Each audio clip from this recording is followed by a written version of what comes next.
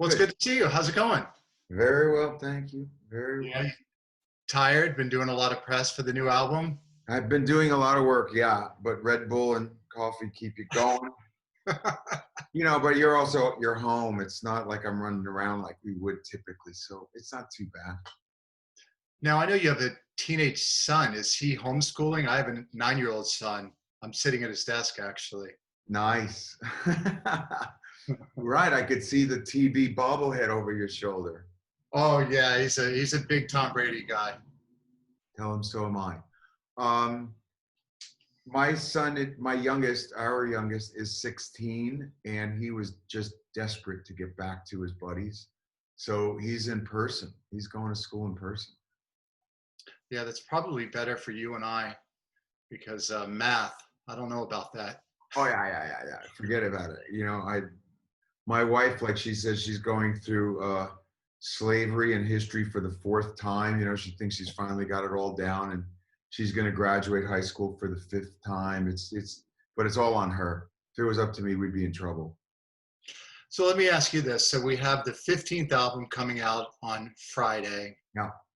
And it's been interesting to see during the pandemic how different artists have released albums and what those albums have contained. We got a new album from Taylor Swift this year, Folklore, which was more just about taking us away from what's going on in the world today. And you did the opposite. You named the album 2020. And it seems to me in reading about the album and a lot of the lyrics, you're almost kind of reporting on this year. And I'm wondering what happened along the way that gave you this idea that I really need to speak about what's going on right now.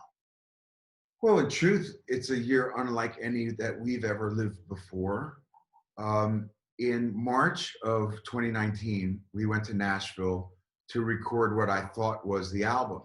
In retrospect, it really was just the first batch of songs. And I did come up with that album title then and there. It had dual meaning at the time. One, clear vision. After all that we'd been through and the release of our last record, This House Is Not For Sale, I thought, okay, we're through that rough patch. I have clear vision. I know what the future holds. 2020 works.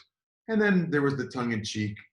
When we release this record, it's going to be an election year, and it'll be a hell of a bumper sticker and maybe even a couple t-shirt sales, Right, of course. But as events started to unfold and I had more opportunity to write, I couldn't help but bear witness to history. And songs like Lower the Flag, and then Let It Rain, and then after the COVID crises, Do What You Can, and ultimately American Reckoning, changed the depth of the meaning of 2020.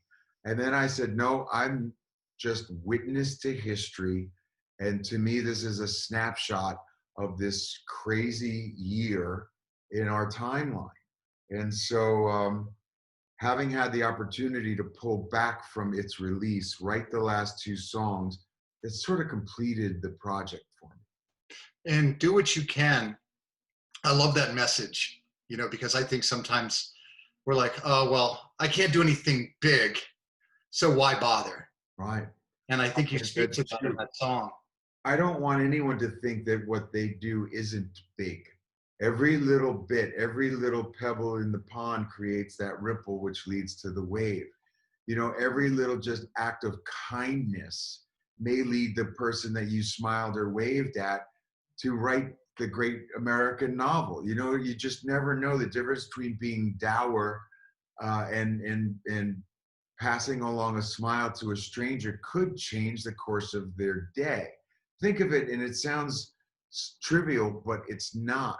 And for me, I was aware of those little things adding up. Who would have thought 15 years ago when we started the foundation that I would have built 1,000 units of affordable housing, that we'd have 3 Soul Kitchen community restaurants? Or how brazen is it for Dorothea and I to think that washing a dish and feeding someone in need is really making a difference? But in truth, one meal has led to 100,000+ meals just out of the restaurants alone. So yeah, it is making a difference. You and Dorothea, you've been together, I think, 40 years now. Yep. My wife and I will celebrate our 13th wedding anniversary next week. We've been together about 18 years. Congratulations. So, how about some advice for the guy that's still pretty new in it, from the guy who's been there for a while?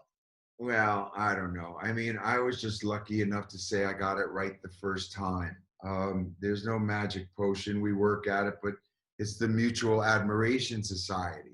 I still wake up every day and I'm giddy that she's still here. And I'm Right. appreciative, you know, and we're in this together and we grew up together. Not only did we truly go to high school together, but in adulthood, we've grown and we grew at the same pace. So all of those things add up. And now that we're at a place where our kids are getting a little older, and last night, for instance, was her birthday, and all the kids were here, and you sort of look around the table and you go, yeah, this was worth it. Hmm. I feel like I went to high school with Slippery When Wet. I was a junior, getting ready to go into my senior year when that album came out. And it was such a part of that year. You know, there were Oh yeah. like the Beastie Boys and Rad and Bon Jovi and Def Leppard that were just kind of the soundtrack to my senior year of high school. In Nice. fact, we used your song "Never Say Goodbye" as our senior song for the class of '87, and it was controversial. They wouldn't let us put all the lyrics in the senior book because, you know, we True. lost more than that. My Backseat Baby. Ah. We actually we had a small, you know, in our own world, a little protest, and we forced the faculty to allow that song to be played at our prom, and the lyrics were in the handbook. Wow. Well, thank you. Richie and I both thank you. Yeah. We wrote that together in his mom's basement in 1986, I guess. Yeah. Mhm. And that was a prom song for quite a few kids at that time. Mhm. But that's kind of you. Thank you for Oh, remembering. yeah, it's great. I want to ask you a question. So we have the Arbella Insurance fan question. This is from Mihul Choksi on Twitter.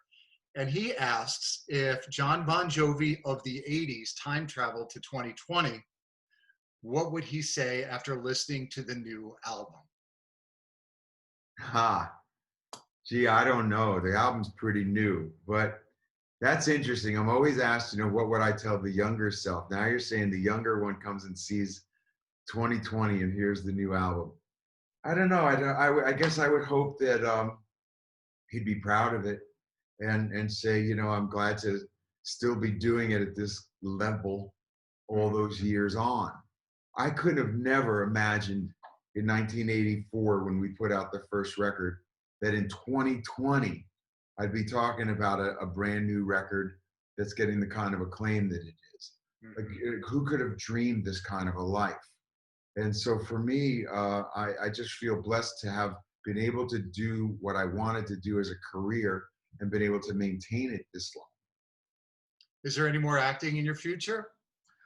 You know, I'd never say never, but I'd sort of given it up quite a few years ago. Hollywood said to me at a certain point, the reason why you're not getting the bigger roles is because every time you get a spark, you disappear for a year. And Mhm. none of us, you know, want to invest in a guy that's going to take off. And I said, I have a day job. I said, I've got a life, you know, and so it had been a wonderful mistress, but never my first love. And is your teenage son, has he found that music yet? You know, being in high school now, do you walk by his room and you hear something and you go, man, what is that? What Yeah. is he listening to? What is that soundtrack for him? The soundtrack is of artists that I've never heard of. It's like the indie records. But Romeo, my youngest son, is the first one to gravitate towards playing.